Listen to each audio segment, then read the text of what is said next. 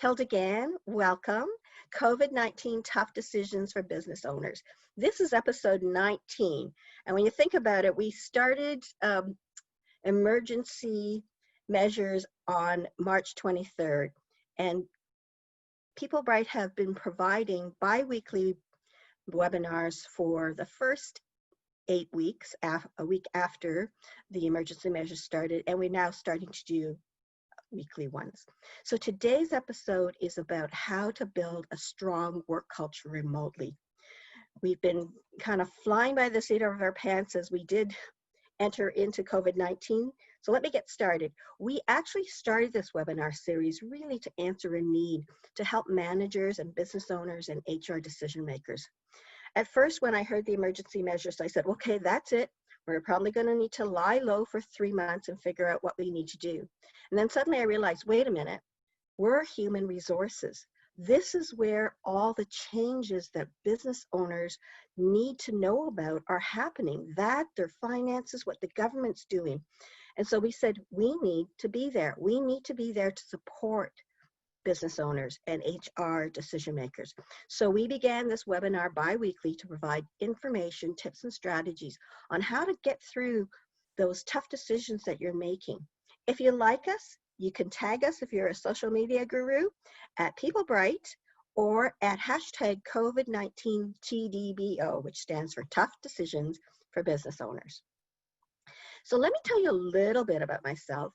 I am the founder and president of People Bright, and it's a full service HR consulting firm. So we provide all the aspects of HR, whether it's training or HR policies and compliance, recruitment, work culture. And we also focus on executive, manager, and team building training programs that really help build strong teams. I'm very passionate about helping businesses create healthy workplaces. And that's what made me create People Bright Consulting. In my previous entrepreneurship, my husband and I started a engineering company called iTrans Consulting. It was a multi-million-dollar company that started with just the two of us and grew to 125 people in 7 offices across Canada. And the way we created this company was really try to keep a special business where staff were progressing in their professional careers in a way that was positive, and we created a work culture where people felt a sense of belonging, a sense of camaraderie. And we actually became one of the best workplaces in Canada. We were top 10 twice. And from that, I've actually created a concept called Connect with RevUp. It helps with people understanding how to be a better work culture. And that's what I created in my People Bright company as a result of the experience that we had with iTrans. I have got over 25 years of experience in human resources, a successful entrepreneur 4 times over, and my focus is healthcare, engineering, professional services, IT, and not-for-profits. So today what I want to focus on is, number 1, working remotely from the employer and employee perspective, just to give you a highlight of what some of the statistics now are showing us. Then focusing on mission, vision, and values and how that really helps to build a strong work culture. The third thing is ways to motivate and engage employees. So this is where, again, I will get you to put information in the chat box. So start thinking about ways that you have done or you've heard of that motivating and engage people working remotely, because that sharing is going to help other people get maybe an idea that might work for their company. The fourth thing is the concept of building strong relationships with remote staff and the value of listening and accommodating. So COVID-19 emergency measures take effect March 16th. And then a week later, suddenly overnight, on March 16th, suddenly overnight, companies who are not essential services are working remotely from home. So it's about 10 weeks later now. So now what? So by the numbers, I want to point out a study, a little known study that was done in 2010. And this was a company in China that did travel, was the leading travel agency called C-Trip. And this study was taken over the period of 9 months, 16,000 employees. And they split the company into half. They actually drew a piece of paper out of the hat that said even. And that meant everybody whose birthday was even was working remotely for the next 9 months.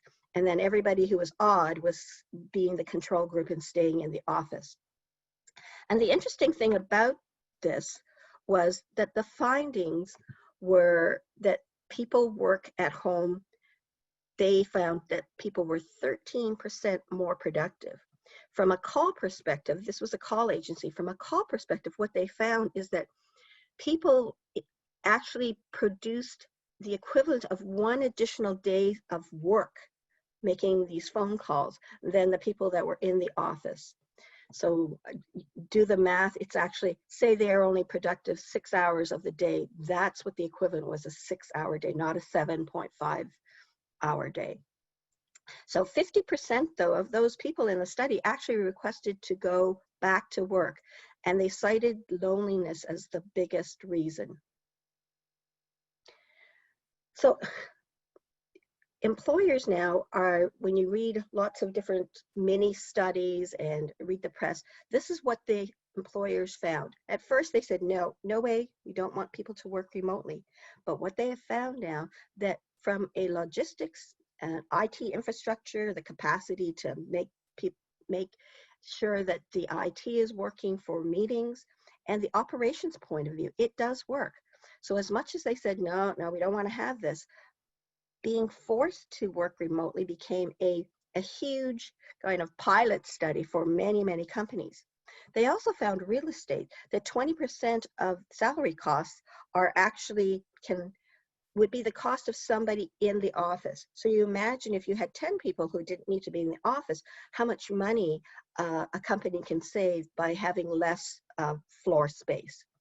They found the productivity to be as good or even better than it was for people that are working in the office.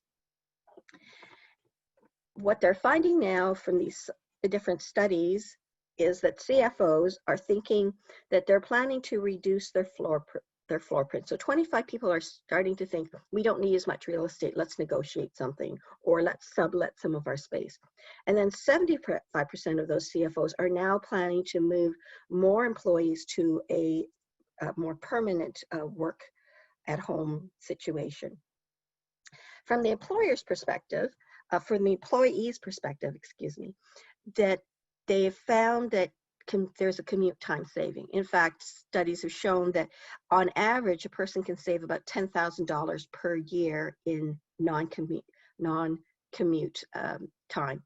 And it's interesting, I was reading a subtitle that somebody said, so how many people are getting 3 weeks to the gallon? So when you think about it, it's not three weeks to a tank, it's 3 weeks to a gallon now, because we're not going out as much. Then they miss the social aspects, both the personal, professional of, the water cooler, talking to people about what they're doing in their personal lives, and talking about the professional aspects of the business. A lot of other people are finding that they're missing that opportunity to collaborate in person.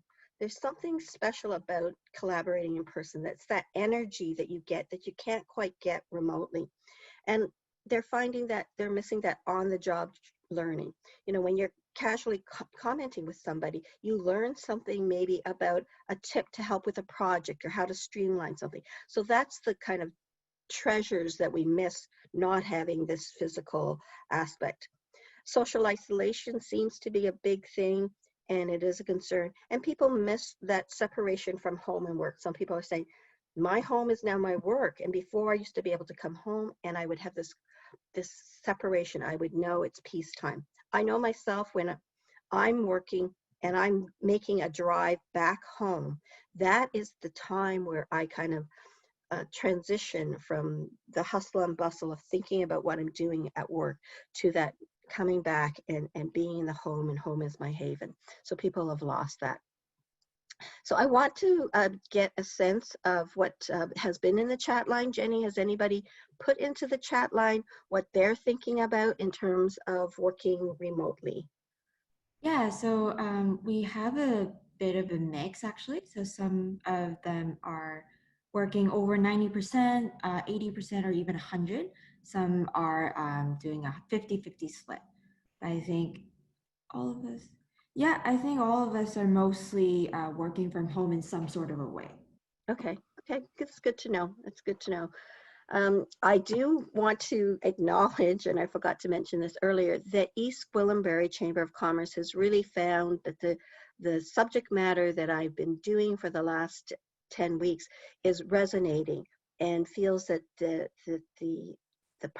members of East Gwillimbury would benefit from that. So I'm so pleased that they are partnering with us. They partnered with us for the first time last week, and they're planning to continue doing these, joining us and participating and sharing in these series. So I hope that you guys find this valuable, Chamber, and then others who have been listening to the series over the course of time. It's really, really helpful, because I think it means that what we're doing resonates with the audience that we want to help. So I think what we're hearing through all the literature and the surveys and speaking to companies is that in the end, when we transition and move forward through COVID-19 and post-COVID-19, is that remote working will be a way of doing business, and that it's likely a hybrid of working at the office and working remotely. And I mean that in two different ways. I mean that many companies may have a business organization where there are people that need to work full-time in the office or the organization physically. And then there are some that can and will work remotely. And some may do a hybrid. And I think it's kind of the best of both worlds to do this hybrid of working remotely and office for those that can work remotely regularly. Because what happens is, working remotely, the benefits is the family time that people have, the quality time that they can have that can convert into more self-care, family time, that there is no or little commute. Some people say, yes, I walk from my bedroom and I go down to the basement for my office. But so yes, there is that commute, but you know what I mean when I say no commute. Productive individual work. What they're finding is that individuals are more productive in the remote situation because there is the lack of the distractions in the office. Yes, there are distractions at home, particularly if you're homeschooling and the kids kind of pop into the work area. But overall, working remotely at home has shown to be more productive in more studies than there are non-studies. And then there is that less distraction. From a working in the office perspective, nothing beats that face-to-face collaboration.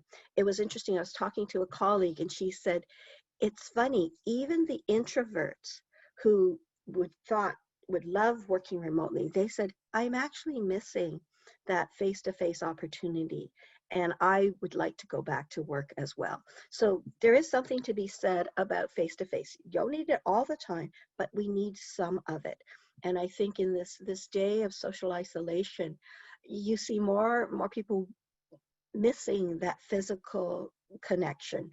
I've got 5 people at home here. My son moved back home and he's working remotely. So we're fortunate enough to have 5 of us working remotely at home or being physically at home. And we don't even hug right now because we're afraid that the interactions we've had outside might bring something to the house. So I even miss that, but I have the fortune of having my family at home. That social personal relationship that you have, it really, really makes a difference as well. So that, and then the creativity and the innovation that people have, there's a synergy of energy. That sounds weird. There's a synergy and an energy that happens when you're in the same room with people. You can feel that energy that is not, there's no substitute for that. Even when we're working remotely, we can be creative, but we can't feel that energy as we would if we were physically there. And then that on-the-job informal training. So when you're building a strong work culture and you're thinking, how are we going to do this remotely? I take you back to your mission, vision, and values. That is the strong foundation that companies need. And sometimes I find it surprising that a lot of business owners who are entrepreneurs and they started their company, that a year, 2 years down the line, they still don't have a mission, vision, and values. I encourage people, if they don't, to have one, because to me, the mission, vision, and values is your foundation. And from there, everything builds. So let me just show you what I mean by that. It starts with your mission, vision, and values. When you have that mission, vision, and values, then you can build your operations, the people, and the business based on that foundation. So if you have a value of honesty, integrity, you're going to want to make sure that your operations are and processes mimic that honesty, integrity. You're going to build in checks and balances for that. You're going to want to look at your business structure and have the same kind of clients who believe in your honesty and integrity, and the processes that you make for that business are going to happen. And then you're going to want your HR practices. You're going to want to hire people that have the values of honesty and integrity. So I don't have time to go into it a lot today, but it is important when you think about it. When you hire people, you want them to have the same values as you.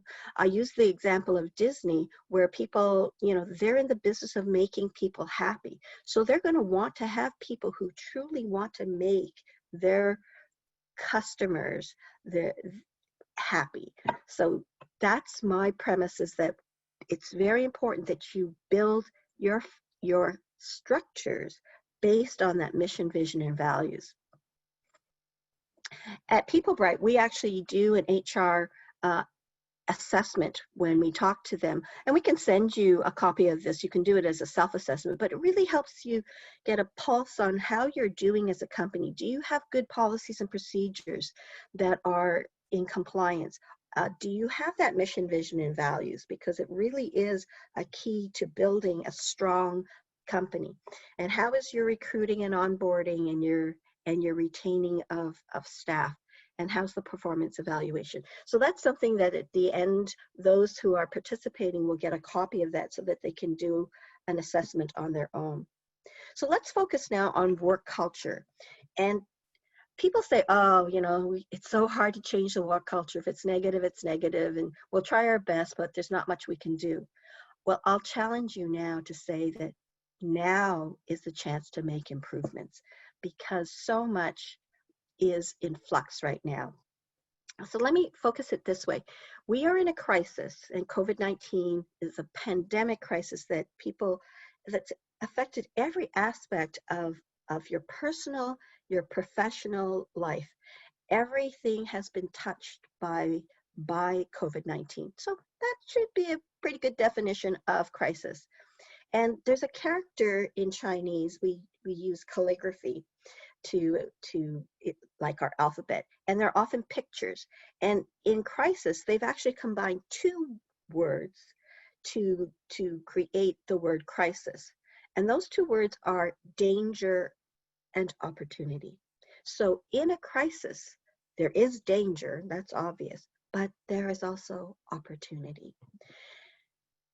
And in the case of working remotely from home, let's talk about what that danger is and what that opportunity is. So the danger is, if you don't communicate effectively, this can cause damage to the relationships you have with your staff.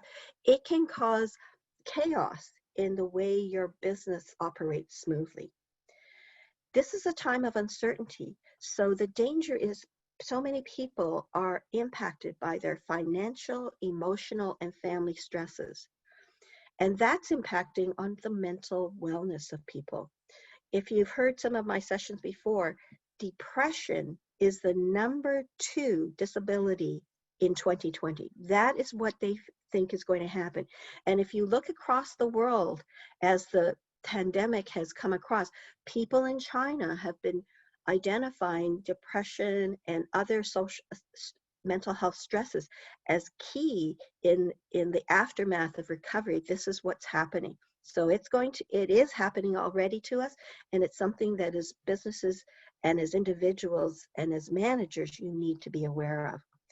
This whole impact of social isolation. We all think of these families who are homeschooling and the stress that that has, but there's that part of our workforce where people have not, married, that they're still single.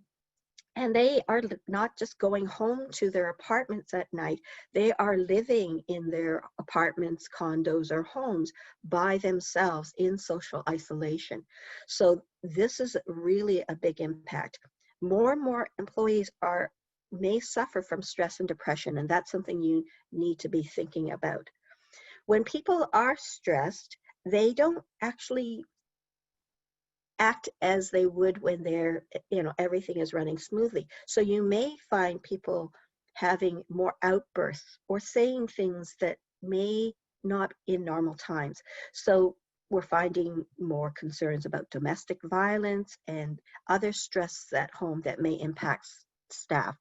So that people may casually say things or write things that are harassment and bullying. I think what you're seeing with respect to what's happening in the US with regards to the Black concerns that are happening now and the riots that are going on, this is a response to the stress that people are having, and this is obviously a danger. And then the lack of the social aspect, that work-life balance. What people are saying, my work is in my home now, and there's this aspect. The other thing is opportunity. So on the same side of the coin is the opportunity. We have become more adaptable. We have to in order to survive. So now we're more willing to try things. Sometimes we are forced to try things, and we are all in this mode of trying to do different things. Then there's the change transformation. We're not just talking minor changes, we're talking major changes. And we're talking about changes that really impact on us in a big way. And people just have to do it. We are not saying, oh yes, we're going to roll this out in 6 months' time. We roll it out in matter of days. Mental health wellness. There is an opportunity, knowing that mental health is going to be a big concern, there is this opportunity to introduce more mental wellness in the workplace to improve productivity and to make people feel balanced in their health. The developing trust is also an important aspect to change in the relationship, and that is a key. That will help you build the positive work culture. Jenny, can you do me a favor and tell me what's behind the box that I've missed, because my screen has a pop-up that I can't get rid of. No worries. Yeah, a few of us have answered your question about what are the ways that you have used to engage remote staff. And then Anna just has to leave early because she was called into a sensitive meeting. Yeah. Yeah, no worries. Okay, but there's a 5th box in opportunity, and I can't see it because my pop-up box is develop trust, or no, above develop trust. Oh, forgiving. Okay, so thank you. So I think right now in the workplace there is that opportunity to forgive. We try things, we bring them on fast, and we tweak them out. So people are more forgiving now. That's part of the adaptable. But the adaptable is one thing. Forgiving when you're not getting it right is another thing that I think is an opportunity to help work cultures be more positive. So we're all on this massive learning curve, and this is the way of life.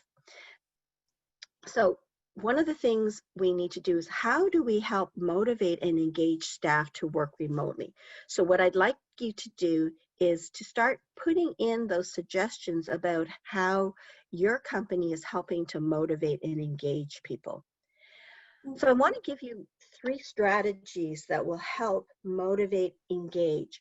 And to help you understand what those top 3 strategies are, you should understand what the top 3 reasons are that people don't want to stay, that really impact on the work culture.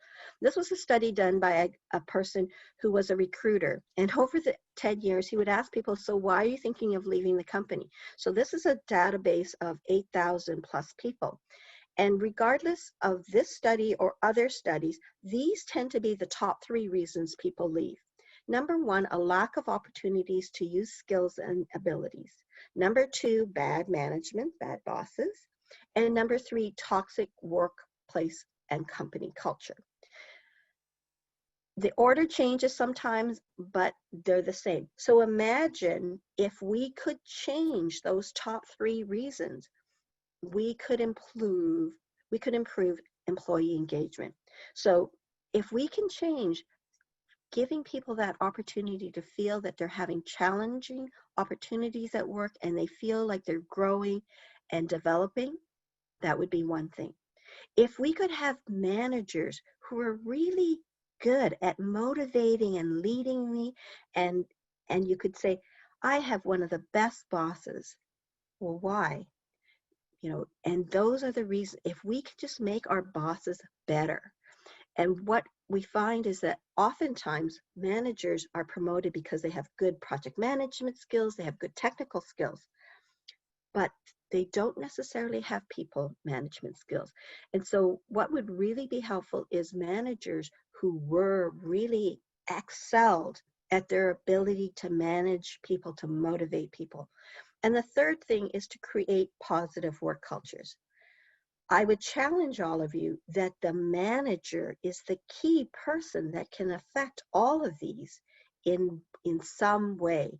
So managers are the pivotal point in motivating, engaging. So I've asked you to jot down some ideas of what your company is doing, and I wanted to pause right now to see what you've shared and to have people come forward and maybe share some of their experiences. Jenny. Right. So for I think Team Martin, we have a weekly video meeting where we review stats on our progress, discuss tips, challenges, and learning for the week. Every morning, they also have their admin team member post a motivating message for this. From WinC, we also have a regular team meeting virtually at least 3 times a week, and also individual phone calls to staff, which is very good to see how they are doing. They assign new projects to staff and have them work together with another staff member so that they could create that bond once again. And also Great. offer positive messaging and support from management if needed. Any other thoughts, comments? I know some companies who had, it says here, remote Zumba. They had classes in their physical organization. And so when COVID-19 came, they continue to have these remotely. Some companies will say that there are certain times of day where, we expect people to have a 15-minute break. Obviously there are exceptions, but people know that those would be sacred times unless people say, yeah, no, I've got, let's use our mini break today for that. Any other thoughts or suggestions before I move on? I think this is a key thing to help people to stay motivated, to stay connected. And when you have an organization that's fully remote, that will be important. What happens if your organization is that hybrid where some are working remotely and some are working on site? You need to make sure that when you do these on-site events that you think about what you can do for these people who are working remotely to make sure that they stay communicated, connected, and are aware of what's going on with the organization as a whole. One other thing that I find some organizations are doing is they'll have social time. So these are things that you would normally do at the water cooler type thing, but maybe some places could start a book club or some special interest groups that can meet remotely as part of their day. You could even incorporate internal learning that way. That's kind of not just business related, but can be more social. So some of those. Any other comments before I move on? Yeah, Wincy also commented that they would send a small gift to staff to thank them for working remotely during this time. Oh, those are nice. Those are nice. You know, it's as creative as you want, but sometimes pausing to think about what those things are will be important. Let me tell you about my Connect with RevUp approach, because I think it's a philosophy that will help organizations be better organizations from a positive work culture perspective. And I think during these COVID times and post, building relationships will be so important. So as I said, when my husband and I had our company, we did a lot of really good things, and we talked about respecting people and treating them as equals and valuing them.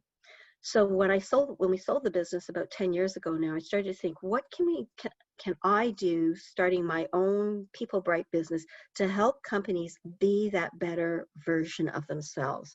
And I came up with an acronym called RevUp. And so RevUp has this positive energy about it. So I think it's kind of interesting. But RevUp also stands for 5 values. And I think if you adopt these 5 values personally and in your organization, you can make a difference to your staff, to your company.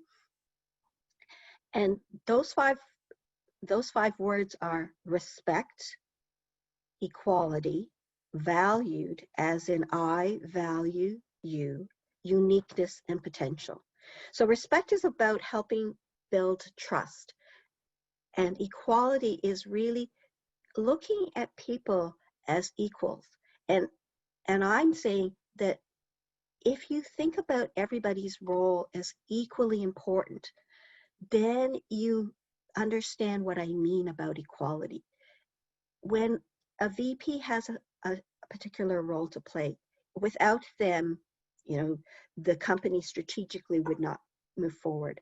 Without our frontline workers, we are not going to get the health care we need to get better. We're not going to be able to buy our groceries. That role is equally important as the VP of that Sobeys or the VP of the hospital. That's what I mean by equality. Valued. Quincy came up with some really good ideas. How do you feel when you get that little gift box? How do you feel when your manager spends time with you talking one-on-one about how things are going, how you're feeling during this stressful time? That makes me as a person feel valued. Then these 2 other concepts, I think, really add to building positive relationships. That is looking at individuals as unique. And tapping into that uniqueness really will help them feel that number one thing, challenged to do work that is meaningful. So an example of this is when you're building a trusting relationship, you show trust by, first of all, talking to people, creating that relationship. And then that shows respect and equality. When you listen to what they have to say, you learn about them and you learn about the work that they're doing, that shows that you value them. As you get to know people more and more, you say, wow, Sherry's really good with numbers. Let's get her to do this particular project that requires number crunching. Or so-and-so is really creative. Let's make sure they're on the team that helps us with our motivation and strategies, because I love the way that person thinks. So when you look at individuals, look at what you can do to give them more meaning in their work, to take advantage of the strengths that they have. And when you do that, that's when you create win-win solutions. And it, again, it re-establishes a stronger working relationship that will help your company rev up. So in summary, we talked about what is happening with respect to working remotely, that it's going to be a thing of the future and currently the present, and that one should start with their mission, vision, and values. Make sure that what you're building is based on those. So as you're revising policies and procedures, as you're developing stronger work culture, think about your mission, vision, and values and tweak and modify based on that. I shared with you the 3 strategic ways that you can motivate and engage your staff. And those are the 3 reasons people leave. So these are the reasons why people should stay. Give them challenging work. Make your managers more people management focused and teach them how to do that. Create that positive work culture. And I'm suggesting that think of something, a framework. RevUp, I think, is a great one, but you may have one already at work. Really use it. Build those strong relationships and really listen and accommodate to people. At PeopleBright, we really have a full service of human resources. We understand what you're going through, and we have the knowledge to help you from the HR, the training perspectives, and building strong work cultures.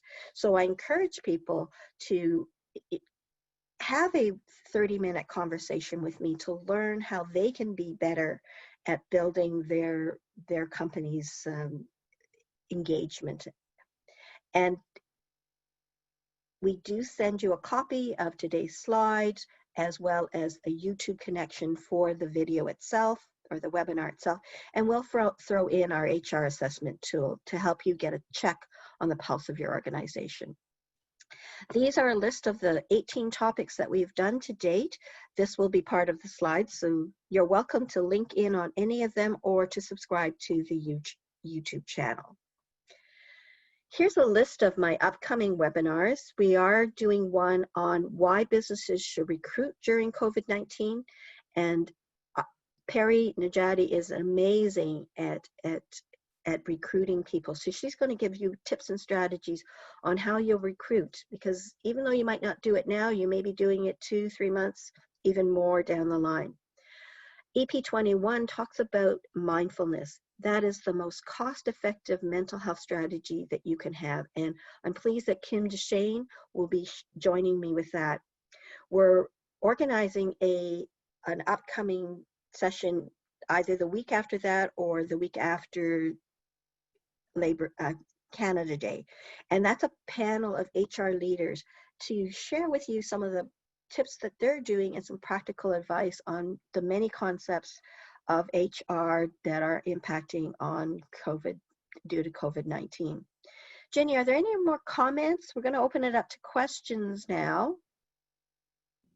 And these are some of my contact information. Not yet, but I just want to give a huge thank you again to Lauren and East Glenbury Chamber of Commerce. Thank you very much for having us and helping us sponsor us.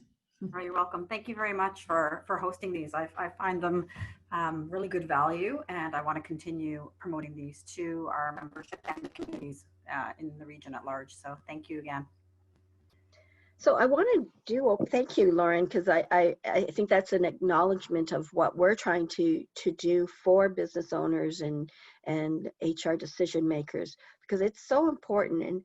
And I know that we're doing one for Staples in a couple of weeks, and they just gave us some statistics of what people are, maybe not statistic, comments of what's going on in people's minds. You know, there's a lot of personal anxiety going on, people not sure what to do business-wise at the home, their finances. There's so many things that are happening, and we're happy to, you know, help answer some of the questions that people are going through.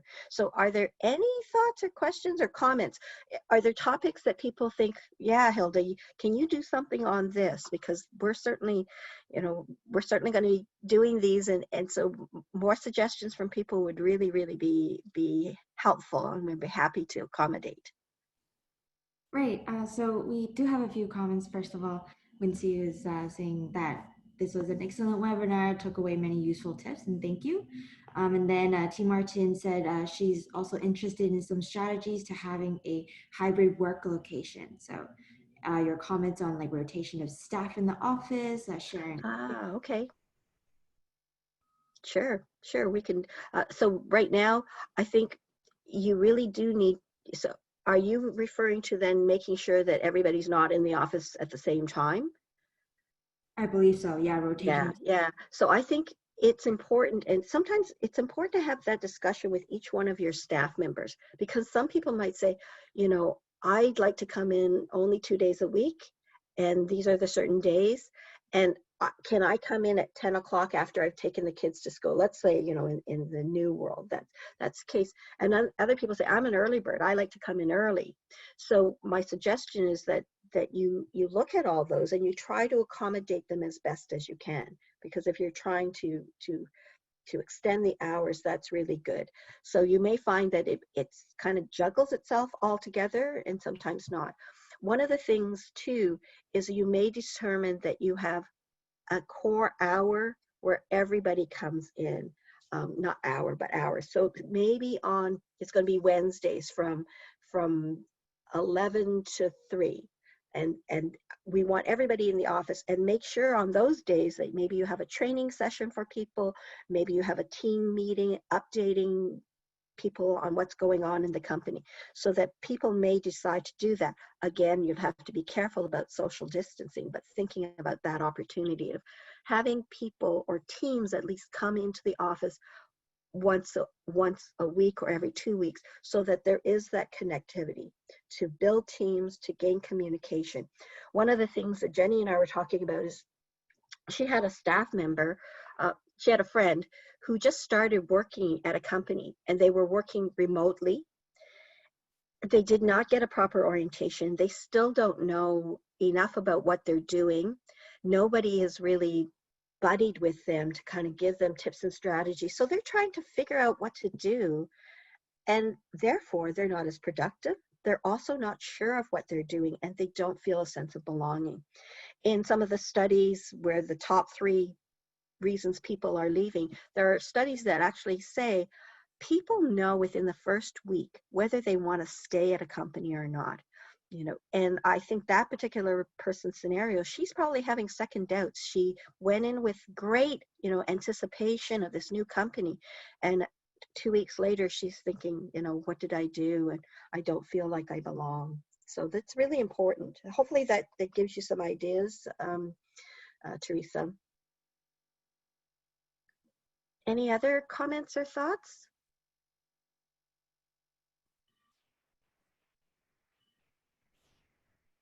And everyone, if you would like to, you can feel free to unmute yourself and have a chat with Hilda.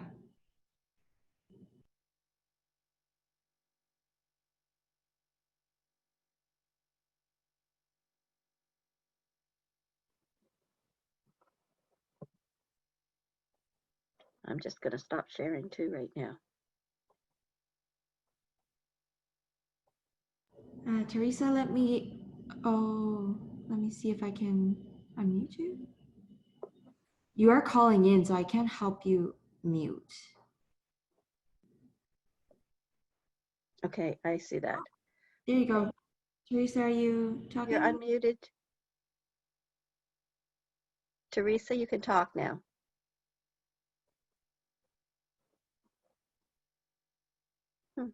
Yeah, I think she might be having a few troubles still. Okay, that's understandable. She says it's not working. Sorry, it's okay, thanks. Well, it is 45 minutes, and I respect everybody's time and appreciate you guys for joining me today. I feel free to take advantage of my offer of a one-on-one 30-minute consultation. Don't even call it conversation, because there are probably suggestions, even with Teresa's suggestion about how do we schedule. I was an ICU nurse manager, and I had to schedule 60 people working for Christmas and New Year's, so I know how to schedule. So feel free to talk to me about anything. I'm more than happy. Thank you for your comments, and I hope that these suggestions have helped you. One last tip, include your staff, have a meeting, say, hey, this is what we want to do. You guys got some suggestions, because you will find that synergy of one person starting with a suggestion leads to another, and you're going to have solutions that are going to help you with your company and your company's needs and wants. So do include the staff as you're building out your new COVID-19 organization. Thank you very much for joining me today, and do check us out and look at topics that we've done already or that we'll do in the future, and participate. Share it with anybody else who you may feel will value from listening to the topics that we want to share with you. Thank you again, everybody, and take it easy. Stay safe. Lauren, do you have anything else to say before we head off? Sorry, I was trying to unmute and I had some troubles. No, I just want to say thank you again, Hilda and Jenny, for a great presentation. I think there's a lot of information to take back that's going to help businesses, and I'm really looking forward to the next sessions, and I hope everybody will join us again next week for the next session. Okay. Thank you, everybody. Thank you.